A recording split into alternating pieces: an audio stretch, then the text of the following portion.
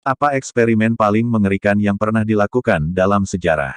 Berikut eksperimen tersebut. Jawabnya adalah eksperimen penciptaan surga. Ketika menulis ini aku tidak main-main. Manusia pernah mencoba untuk menciptakan surga. Suatu tempat yang terbebas dari rasa lapar, rasa takut, dan rasa lelah. Hal yang sejak dahulu kala sangat-sangat diinginkan setiap insan manusia yang berpijak di bumi adalah terbebas dari rasa lapar yang menghantui dan bisa bersenang-senang seumur hidup mereka. Paling tidak, inilah deskripsi surga yang paling mungkin manusia ciptakan jika mereka kaya raya. Terus, bagaimana jika seandainya hal itu bisa dimiliki oleh semua orang di planet ini? Bagaimana jika seandainya manusia tidak perlu lagi khawatir pada makanan, tempat tinggal, pendidikan, atau pekerjaan, sebab semua yang kita perlukan untuk hidup yakni makanan sudah tersedia kapan saja. Bagaimana seandainya jika tidak ada lagi para Jones kesepian yang harus takut tidak bisa menikah? Sebab kenikmatan seks bisa dinikmati kapan saja, dengan siapapun, berapa kalipun, bebas, ingin memiliki anak atau tidak memiliki anak, bebas. Bahkan, kamu tidak perlu lagi beribadah karena takut pada Tuhan. Karena pada dasarnya, kamu telah mencapai kebebasan yang sebenarnya. Terlepas dari namanya aturan, maka hierarki sosial seperti apa yang akan terbentuk? Lingkungan seperti apakah yang akan tercipta? Dan apakah menciptakan surga adalah benar-benar tujuan terbaik bagi manusia? Untuk memahami jawaban dari pertanyaan itu, para peneliti kemudian dengan sangat lancang menyentuh ranah Tuhan itu dengan melakukan eksperimen penciptaan surga. Sebuah eksperimen yang dikemudikan hari dikenal dengan nama eksperimen Universe 25. Pada tahun 1954 hingga 1972, seorang pengamat perilaku hewan bernama John Calhoun mulai melakukan eksperimen dengan apa yang ia sebut sebagai negeri utopia. Dan apa subjek penelitiannya? Manusiakah? Oh tenang, kita sedang berupaya mensimulasikan keberadaan surga lewat diri makhluk berintelektual rendah. Jika makhluk semacam ini diberikan surga, apakah yang bisa terjadi? Maka pilihannya jatuh pada spesimen paling berjasa dalam dunia sains. Tikus. John Calhoun yang memang sangat penasaran pada perilaku hewan itu mulai membangun gedung-gedung penuh makanan dan air bagi para tikus. Para tikus itu pun juga dibersihkan sampai bebas dari kuman. Segala yang mereka perlukan sudah tersedia di dalam ruangan itu. Hidup menjadi sangat indah bagi 4 pasang tikus jantan betina yang pertama kali dipersilahkan menikmati surga tersebut. Mereka tidak lagi mencuri makanan. Tidak lagi khawatir akan dibunuh atau dijebak. Suhu di dalamnya bahkan senantiasa dijaga dan disesuaikan demi kenyamanan para tikus. Karena mereka sudah tidak pusing perihal makanan dan sarang, alhasil mereka melakukan satu-satunya kegiatan menyenangkan yang pasti dilakukan setiap makhluk dewasa ketika dipasangkan. Kawin. Mereka kawin dan kawin hingga berkembang biak berapa kalipun mereka mau. Itu benar-benar menjadi sebuah surga dunia bagi para tikus manapun di muka bumi. Namun, semua mulai goyah tatkala para tikus mulai lupa diri. Jumlah mereka berkembang 2 kali lipat setiap 2 bulan. Dan sesuai dengan hukum eksponensial, populasi mereka melonjak dengan sangat drastis hanya dalam beberapa bulan selanjutnya. Tikus-tikus ini pada dasarnya tidak kekurangan apapun, tidak peduli berapa banyak jumlah mereka. Jumlah makanan yang disediakan tetap tidak terbatas. Ketersediaan air berlimpah. Dan lagi mereka tidak perlu mengkhawatirkan kehadiran pemangsa. Hanya ada satu kekurangan yang tidak bisa dipenuhi oleh John Calhoun pada tikus-tikus yang sudah membludak ini. Ia tidak bisa memberikan penambahan ruang bagi para tikus tersebut. Karena sama halnya dengan manusia, tidak peduli jadi sekaya apa seseorang, luas tanah di bumi tidak akan pernah berubah menjadi lebih luas apabila telah mencapai overpopulasi. Benar gak? Andai setiap manusia tercukupi semua kebutuhannya, bumi tidak akan pernah semakin besar hanya karena kita punya segalanya. Ingat, kita sedang membicarakan tentang surga dunia.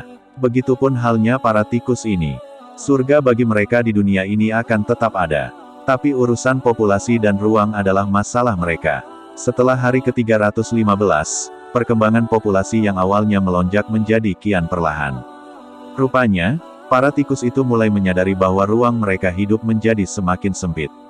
Para tikus jantan dewasa yang awalnya bersikap seperti pemimpin mulai kehilangan otoritasnya karena ketiadaan wilayah kekuasaan. Semua tikus memahami bahwa mereka memiliki hak yang sama pada tempat tersebut, hingga akhirnya para tikus pun memutuskan sudah tidak diperlukan lagi otoritas pemimpin. Semua wilayah adalah milik bersama.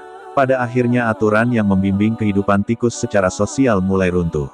Mereka menjadi makhluk yang egois yang hanya peduli pada diri mereka sendiri. Hal ini membuat para tikus semakin tidak percaya pada sesama mereka. Tikus-tikus yang lemah dan dianggap jelek daripada kawanan tikus lainnya mulai membentuk kelompok sendiri-sendiri. Kawanan tikus yang gagah dan cantik-cantik pun juga mulai membentuk kawanan mereka sendiri. Mereka mulai saling memisahkan diri antara satu dengan yang lain hanya dari tampang. Segala serangan tanpa tujuan menjadi marak terjadi di dalam surga tersebut. Tikus-tikus bisa saling menyerang apabila merasa tidak suka pada tikus yang lain. Dan hal ini terus-menerus terjadi hingga menimbulkan banyak korban jiwa. Baik yang tampan, cantik, ataupun jelek saling bermusuhan tanpa sebab yang jelas. Untuk tikus-tikus yang sebelumnya berkeluarga, para pejantan menjadi terlalu bebas sehingga tidak peduli pada para betina yang sudah mereka kawini. Betina-betina yang lemah dan tanpa dukungan terpaksa mengalah dan menerima nasib mereka dipakai dan dipakai berulang kali. Penyiksaan demi penyiksaan pun semakin terfokus pada tikus-tikus lemah dan tidak memiliki kelompok kuat. Mereka disudutkan, didiskriminasi, dan disakiti di tempat yang seharusnya menjadi surga bagi siapapun. Karena hal ini, para tikus-tikus betina menjadi stres. Mereka sadar mereka tidak bisa melawan yang kuat, maka target mereka pun beralih pada tikus terlemah di dalam kelompok. Anak-anak mereka sendiri. Kebencian mereka pada ketidakadilan teralihkan pada anak-anak yang tidak berdosa itu. Mereka menyiksanya. Hal ini tentu semakin menurunkan tingkat populasi tikus itu secara menyeluruh. Sangat sedikit tikus-tikus muda yang mencapai tahap dewasa, apalagi semakin sedikit tikus-tikus yang mau peduli. Para tikus betina pun yang menyadari kengerian ini akhirnya mulai banyak menyendiri. Mereka sering terlihat sedang merenung di atas gedung sendirian seakan ingin mengakhiri hidup. Agresivitas mereka meningkat dan menjauhi kelompok apapun. Mereka semakin tidak percaya pada para pejantan. Dan menolak keras untuk dikawini. Mereka memilih menjadi single abadi. Tak lama kemudian, muncullah generasi tikus-tikus jantan yang cantik-cantik selayaknya para betina. Dari sanalah muncul ketimpangan moral bagi para tikus yang seharusnya tidak terjadi.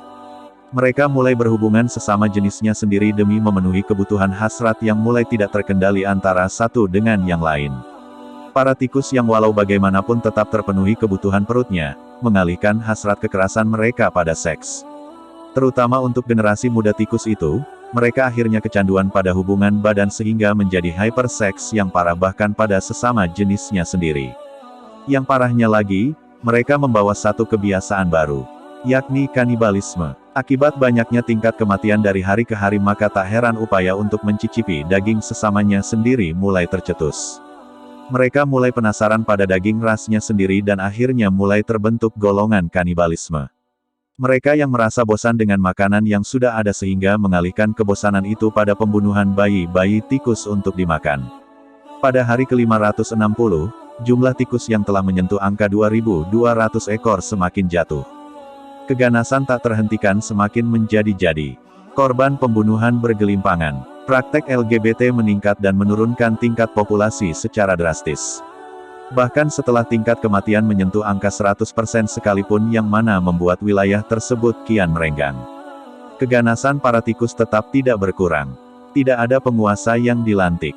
Aturan ditiadakan secara mutlak. Lingkungan menjadi tidak aman bagi siapapun. Yang kuat secara fisik semakin berjaya. Dan yang lemah tinggal menunggu matinya saja.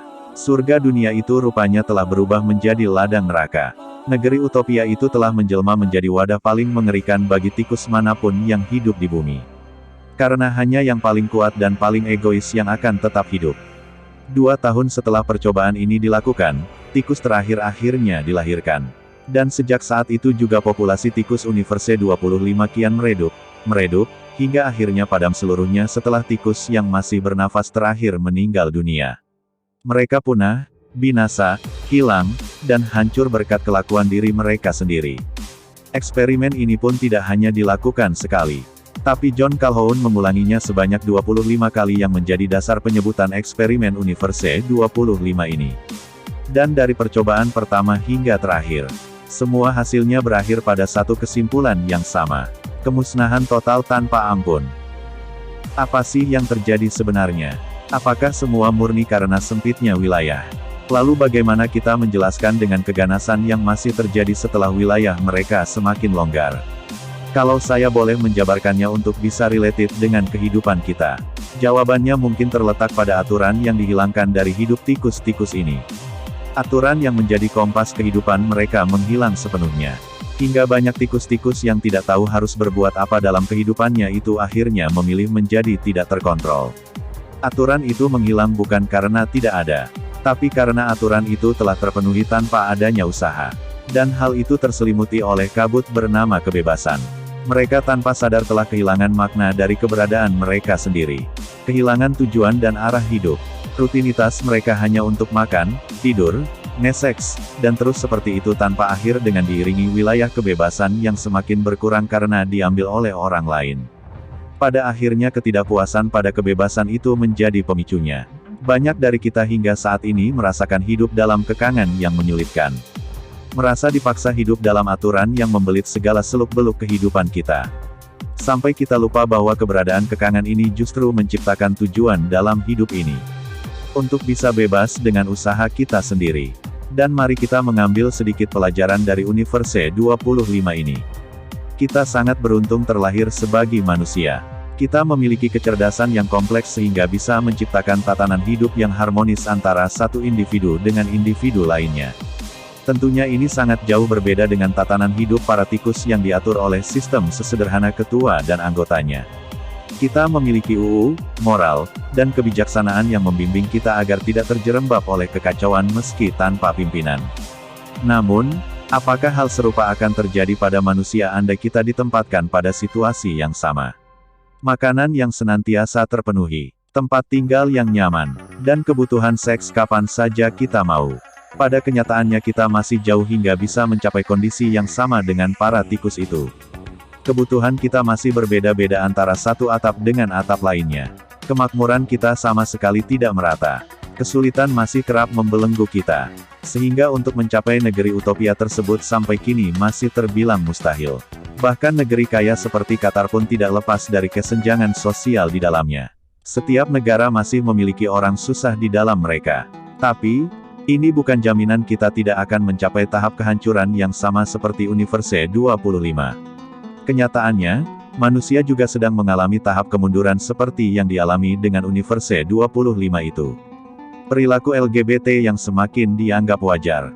Kelompok feminis garis keras yang semakin menolak keberadaan pria. Maraknya kekerasan pada wanita. Adanya diskriminasi. Kebencian tanpa sebab. Meningkatnya hubungan seks bebas. Kaum yang menuntut kebebasan dan menolak keberadaan aturan yang dipaksakan pada mereka. Dan yang terparah, kaum yang tidak menginginkan adanya Tuhan atau agama.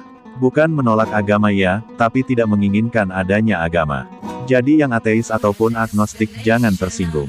Pada dasarnya agama ini tidak hanya terwujud pada konsep penyembahan semata, tapi juga konsep mengikuti aturan yang ada. Follow the rules sobat. Hewan sesederhana tikus saja menjadi hancur, rusak, dan musnah dengan sendirinya setelah segala kekangan dalam hidup mereka dimusnahkan tidak peduli senyaman apa hidup mereka sebenarnya. Hal ini karena satu hal mendasar yang tidak dimiliki para tikus. Tujuan mutlak dalam hidup mereka. Dan salah satu letak tujuan mutlak itu terletak pada adanya aturan yang kita percaya.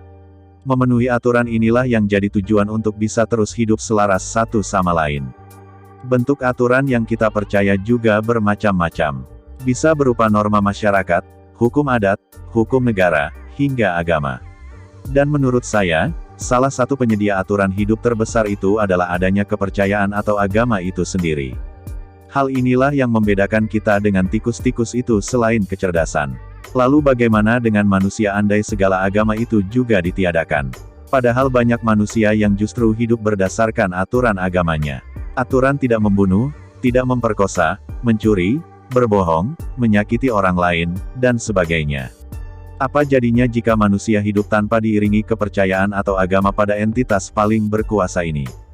Dunia tanpa agama mungkin sekilas terdengar seperti negeri ideal bagi manusia yang ingin hidup hanya berdasarkan aturannya dan bebas dari belenggu berketuhanan.